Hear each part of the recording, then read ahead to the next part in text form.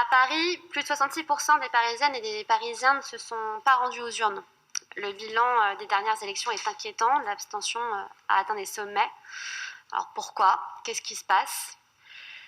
Je suis élue dans le 18e et ce que l'on constate, c'est que ce sont dans les quartiers les plus populaires que les taux d'abstention explosent. La crise démocratique à laquelle on assiste, c'est celle de la perte d'espoir, la perte de confiance des plus pauvres.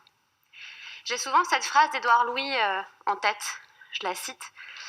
C'est aussi étrange, ce sont eux les dominants qui font la politique alors que la politique n'a presque aucun effet sur leur vie. Pour les dominants, le plus souvent, la politique est une question esthétique, une manière de se penser, une manière de voir le monde. Pour nous, c'était vivre ou mourir. Il a raison.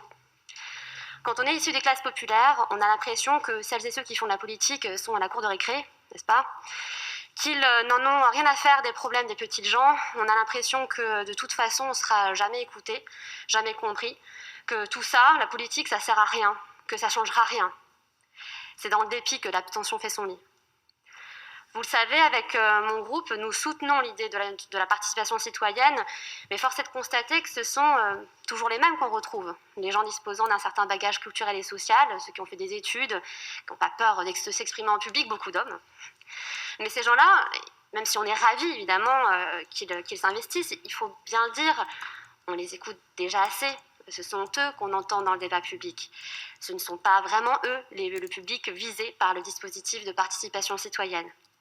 Où sont les femmes, les immigrés, les jeunes des quartiers, les personnes très isolées, toutes ces personnes qui ne se sentent pas légitimes à s'exprimer, qui n'osent pas ou qui n'espèrent plus. C'est pourquoi si les motivations qui animent la création de l'Assemblée citoyenne sont louables et partagées par notre groupe, nous nous interrogeons.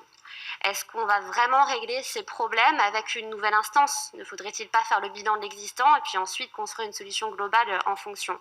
Comment faire de la participation citoyenne et notamment, pourquoi pas de cette nouvelle instance, un outil concret de reconquête de l'esprit démocratique, un outil pour être plus proche de la population, pour l'écouter, pour qu'elle se sente respectée et agir concrètement dans la vie de tous les jours de ces personnes qui se sentent si délaissées, si impuissantes.